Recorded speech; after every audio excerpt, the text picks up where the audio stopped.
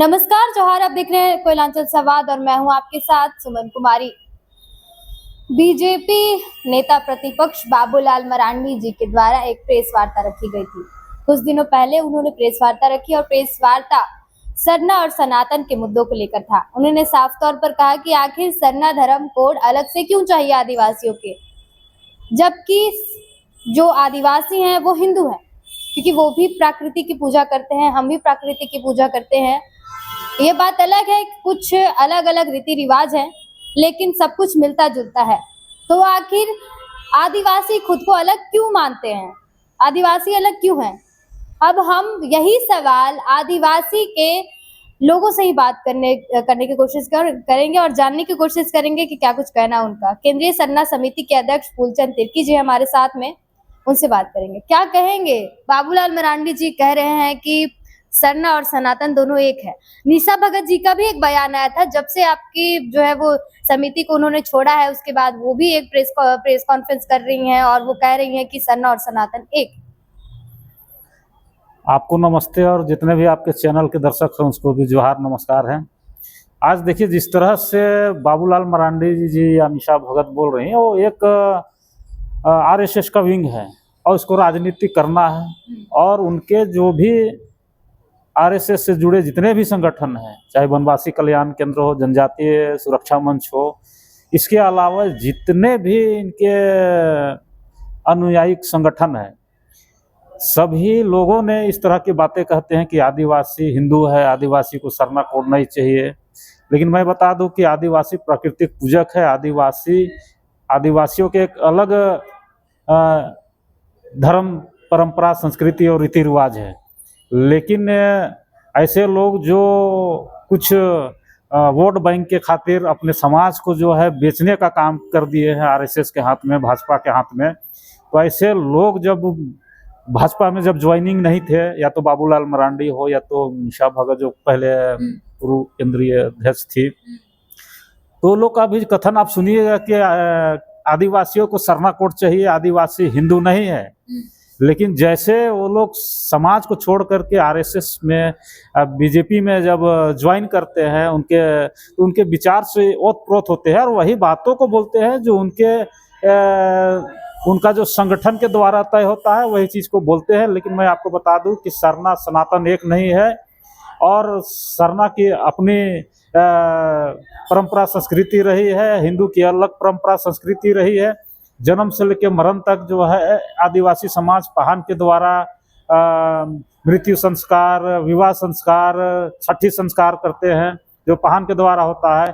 जबकि हिंदू धर्म में जो है पंडित के द्वारा विवाह संस्कार कराया जाता है, छठी संस्कार किया जाता है और मरणों उपरांत जो है इसको काशी बनारस में उनकी आत्मा को मुक्त कर दिया जाता है। लेकिन आदिवासी समाज में अपने पुरखों के जो मसना में जो जलाने के बाद में उसको आत्मा को हम लोग अपना घर में स्थान देते हैं, उसको सरहुल कर्मा में रोटी पानी हड़िया जो भी हम लोग देते हैं।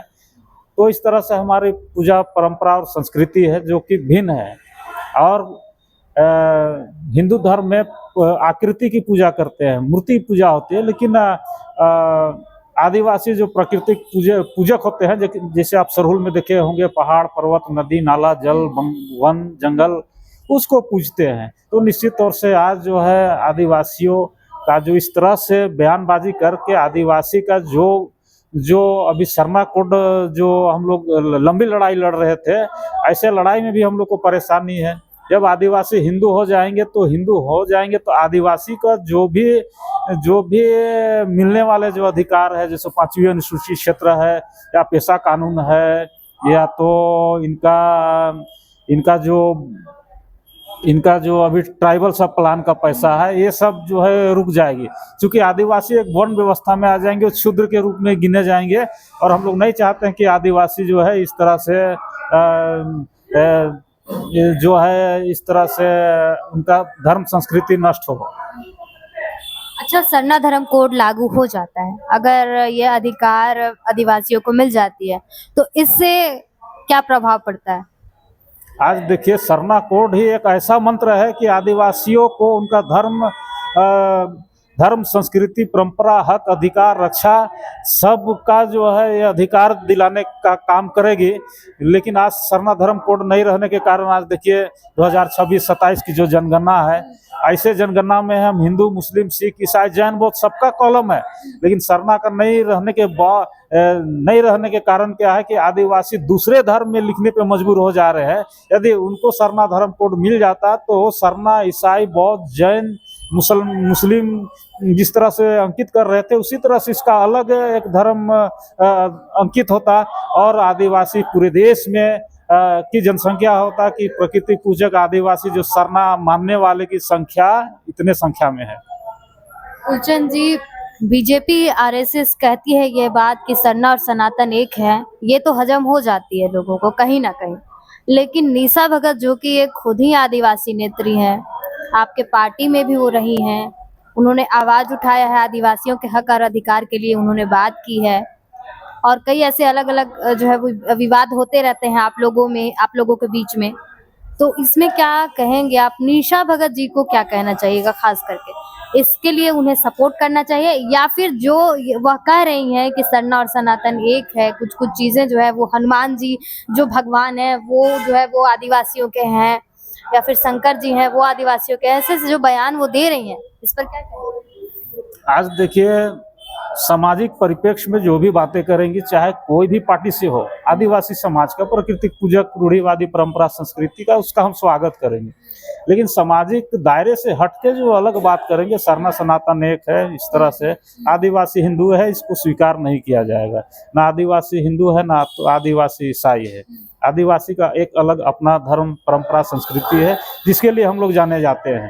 तो निश्चित तौर से आज जो गए हैं, हमारे ही टीम में लोग थे, तो हम चाहेंगे कि वो समाज के परिप्रेक्ष्य में काम करे ताकि समाज आगे बढ़ सके। मुख्यमंत्री जो काम कर रहे हैं सरना धर्म कोड लागू करने के लिए, वो दिल्ली भी गए थे, ये तो जानकारी होगी पहले से आपको, और इसके लिए भी प्रेस वार्ता रखी गई थी जो हमारे और भी जो आदिवासी नेता हैं उनके द्वारा। तो क्या लगता है मुख्यमंत्री जी के द्वारा ये जो कदम उठाया जा रहा है वो कितनी सराहनीय है? निश्चित तौर से उनका पहल सराहनीय है कि आदिवासियों को सरना ओब्लिक आदिवासी धर्म कोड जो है लेकर के दिल्ली तक ले गए। वो अपने हिसाब से जितना भी प्रयास कर रहे हैं, लेकिन जो जितना प्रयास करना था अंदर से, मन से, वो नहीं कर पा रहे।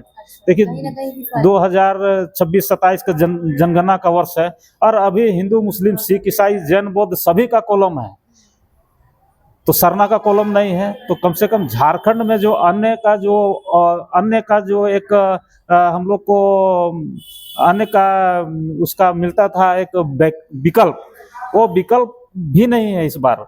तो निश्चित तौर से झारखंड सरकार को चाहिए कि कम से कम अगर सरना हिंदू, मुस्लिम, सिख, ईसाई, जैन, बौद्ध की तरह अलग धर्म कोड अगर हम लोग का कॉलम कोड का उसका ये नहीं दिया जा रहा है, उसका जो हिंदू, मुस्लिम, सिख, ईसाई जैसा एक कॉलम होता है वो नहीं दिया जा रहा है, तो एक अन्य का जो है कॉलम हम लोग को मिलना चाहिए, आदिवासी का मिलना चाहिए, ताकि आदिवासी अपना स्वतंत्र होकर उसमें सरना लिखे, आदिवासी लिखे, घोड़ी लिखे। लेकिन यदि अगर ऐसा नहीं होता है तो आज आदिवासियों को पूरे राष्ट्र स्तर का धर्मांतरण माना जाएगा कि एक सरकारी तंत्र के द्वारा आदिवासियों को जबरदस्ती हिंदू धर्म में धर्मांतरण कर लिया गया। तो आज हम लोग बहुत खेद व्यक्त करते हैं कि इस तरह से ना हो, और हम लोग चाहते हैं कि 2011 की जनसंख्या में जिस तरह से हिंदू, मुस्लिम, सिख, ईसाई, जैन, बौद्ध की तरह सरना लोग भी 50 लाख की संख्या में अंकित किए थे, तो अन्य का यदि विकल्प मिलता है तो हम लोग का भी जो है सरना कोड हम लोग उसमें हम लोग दर्ज कर सके और पूरे देश में हम लोग का एक गिनती हो, ताकि सरकार में कभी भी आंकड़ा हो तो हम लोग को जो है इस तरह का हम लोग को फायदा मिल सके। आप लोग सभी एक प्लेटफॉर्म पे नजर आएंगे, जितने भी आदिवासी, क्योंकि आप लोग अलग थलग भी दिखते हैं, अलग अलग जगह पे कमेटी बनाते हैं, आप लोग प्रेस वार्ता करते हैं, इस मुद्दे को लेकर आप लोग एक प्लेटफॉर्म पे दिखेंगे? निश्चित तौर से जब जब आदिवासियों का जब मुसीबत आती है, आप कुर्मी आंदोलन में देख लीजिए, सारे आदिवासी एक मंच पे हम लोग नजर आए थे। उसी तरह से आप सिरम टोली वाला जो मामला था उसमें भी आप देख लीजिए, अपना सरना बचाने के लिए सभी आदिवासी एकजुट हुए थे। तो निश्चित तौर से जब समस्याएं आएंगी तो आदिवासियों को एकजुट होना मजबूरी है और एकजुट रहेंगे। तो देखिए हमारे साथ में फूलचंद तिर्की जी थे, जिन्होंने साफ तौर पर कहा है कि सरना और सनातन एक नहीं है। भले ही आरएसएस और बीजेपी के लोग कितने भी प्रेस वार्ता करें, इसे जताने की कोशिश करेंगे, लेकिन हम अपना धर्म कोड लेकर ही रहेंगे। और इनका साफ तौर पर कहना है कि अलग अलग जिस प्रकार से गुट में बटे हुए आदिवासी हैं, अब वक्त आ चुका है कि इस लड़ाई को हम एक साथ एकजुट होकर लड़ें। अब यह देखना दिलचस्प होगा कि राज्य सरकार जिस प्रकार से सरना धर्म कोड की मांग को लेकर दिल्ली पहुंची थी, केंद्र सरकार से बात की करने की कोशिश की है, तो आखिर ये जनगणना जो जातीय जनगणना अभी हो रही है, उससे पहले सरना धर्म कोड आदिवासियों को मिलेगा या नहीं। फिलहाल तमाम अपडेट्स के लिए बने रहे हमारे साथ। मैं सुमन कुमारी, देखते रहे कुलांचल संवाद, रांची।